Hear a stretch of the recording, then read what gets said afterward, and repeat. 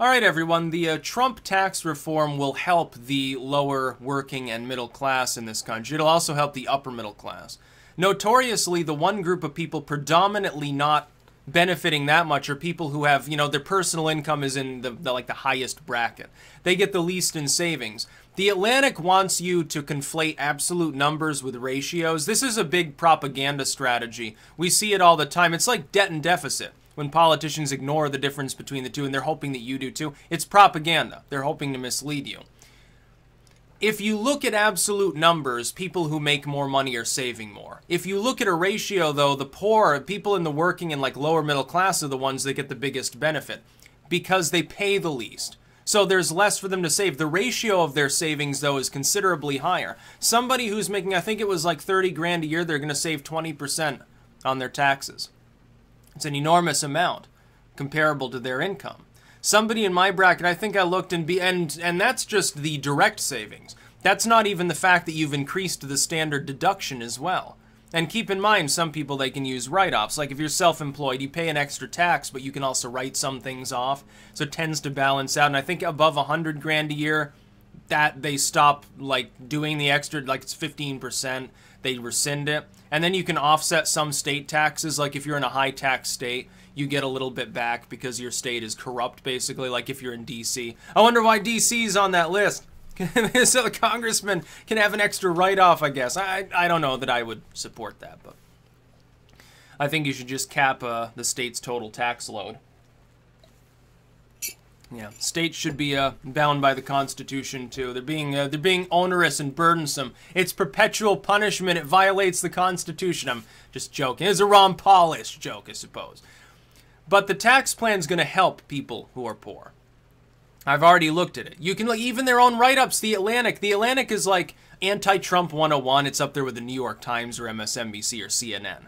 Or Washington Post. It's part of the yellow journalism of our current era. Just like when Obama was president, you think that Breitbart's going to give him the benefit of the doubt if he does something right? No, on something good like the Cuba deal or stepping aside on fracking, they'd browbeat him anyway. Well, you get that times 10 for Trump because his popularity is lower and they smell blood and they want sensationalism. They're also clickbaiting more now because they have to compete with alt media, and that's becoming a problem for them. And they'll lose long term.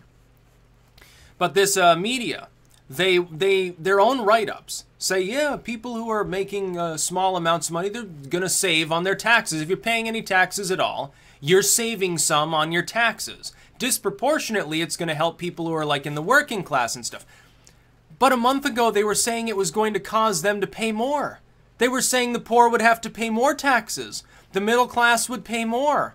When they were trying to derail the bill from ever taking form, they claimed that it would hurt the lower class. Now they're saying, oh, well, yeah, it does help them, just not enough. It's not generous enough to people who are in the working class. Bullshit. Look at the amount of savings as a proportion. It's way higher than somebody like myself is saving. Depending on the calculator I use, I'm saving between 6 and 10% on my taxes. It's over $1,000 if it's on the higher end. It's a considerable amount, especially with, again, that increase in the standard deduction. It will really, really help, especially for someone who's self-employed, and I think they can still get the standard deduction. That basically offsets that extra tax that's levied against them until they're at a six-figure income. That's great. It's great for entrepreneurs. It's good for small business owners who look rich on paper and they've been paying that sky-high corporate tax rate. Now the top rate they'd have to pay is considerably lower. They could pay their workers more. They can hire more workers maybe. They can expand. They can put a new coat of paint on the barn or something. It's good. The tax plan is good. There are some issues like the hedge fund manager class. I think they retained a tax break for them.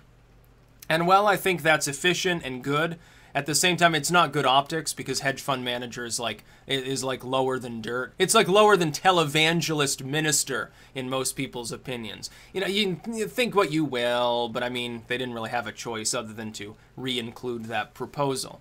This is good though. Everyone saves money. There's not a person who's going to be paying more. Then they're going to talk about the debt, which is funny because for the last 8 years, they didn't give a fuck about the debt.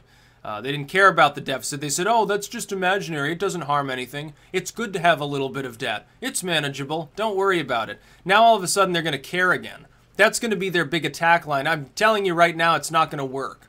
It's not going to work. any more than it worked against Obama when he was trying to reform the fiscal system. No, he was able to browbeat people by hitting them in the wallet. Now, though, Trump is just throwing them money. That goes right back into the economy. By the way, you get a sales tax. Maybe it siphons into the states, including blue states. Oh, huzzah, you'll have more money too. Then you can pay for more state workers like you always wanted. California can justify those idiot pensions that it has. Detroit maybe becomes solvent again because of extra revenue, because people are actually coming to see the shitty sports games.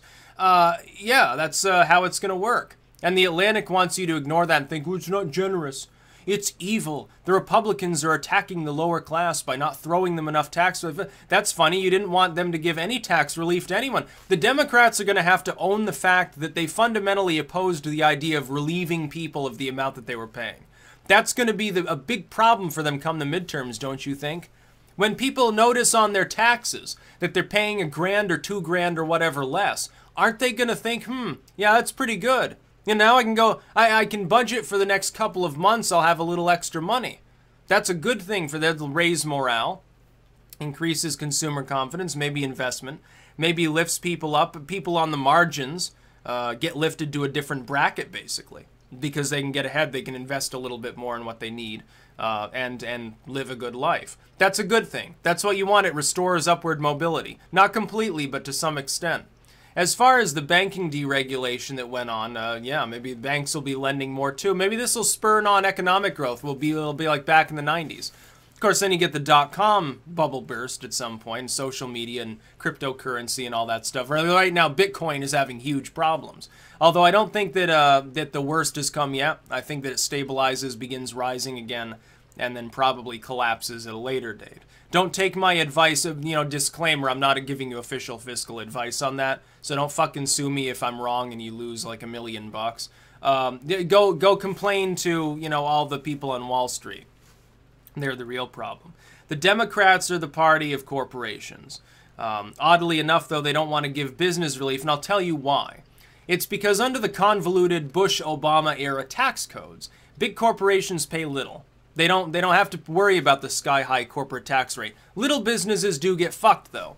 Under Trump's tax reform, those little businesses are going to pay the same rate, and the big businesses, they can't offshore their money anymore. They're going to actually have to fucking pay.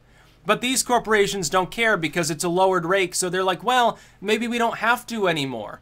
For public, public opinion does matter when you're running a massive corporation. You probably do care about perception of your company. Otherwise, you end up, your competitors run roughshod over you for very little actual investment in a PR campaign. So now they're coming out and saying, yeah, we're going to pay our workers more.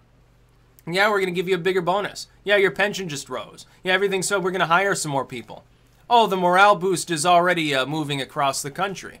It's just that a lot of people in the media, it's just like the fact that ISIS has basically been decimated in Syria because Assad was allowed to do what Assad does best, which is butcher his enemies, including the FSA that Obama kept habitually arming, even though they were terrorists. The mainstream media often doesn't even talk about it. This is a hot button issue when they said, "Oh, Trump he'll do a shitty job. He'll do a shitty job on terrorism. Terrorists will be everywhere. There'll be more attacks because, he's insulted foreign dignitaries." And it hasn't happened. Things are getting better, so they're not going to talk about it anymore. Oh, Trump will be a disaster for the economy, says Krugman. Then stock market, shoots upwards. All of these new tech firms are making record. Amazon increases its profits massively, even though Trump, by the way, doesn't even like Amazon, it seems. Trump's been great for consumer confidence. Now he's successfully overhauled the entire tax system, which I didn't expect he'd get to it in his first year. I expected first 2. I didn't expect it to be this complete. He's doing a good job. Fiscally, he's doing a great job. As far as finances and foreign policy, those are his fortes. He needs to give up like the ACA and the moral haranguing. Ignore them entirely and just focus on those 2 areas. But, yeah, the legacy media wants you to think that he's going to put the screws to the middle class. But he's not. They're going to save money. Somebody who's on the margins of the upper middle class saves less, maybe. But they're still saving. Everybody pays less. Isn't that wonderful? Don't you want the government to take less of your money? Hell, it should be slashed further. That would be even better. That's about all. Peace out.